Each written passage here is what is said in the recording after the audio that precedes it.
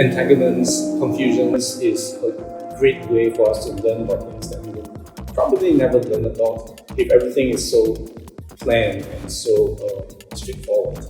And that, I think, informs a lot on how this program is sort of framed with entanglements, with agencies, and things that are primarily thought as very distinct and straightforward and categorized controls like master-slave relationship.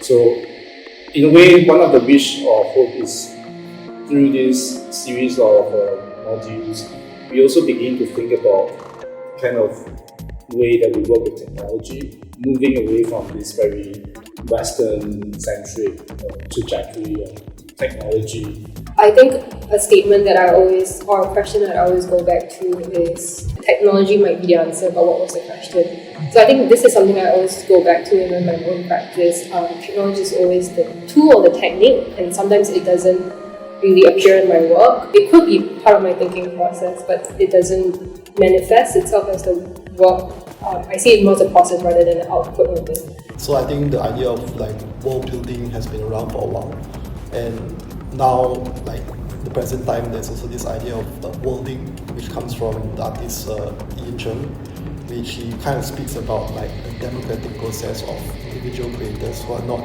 geniuses to create new worlds. I think for the workshop I was quite clear from the beginning to use machine learning technique that captures your body movement or your facial features or your hand gestures.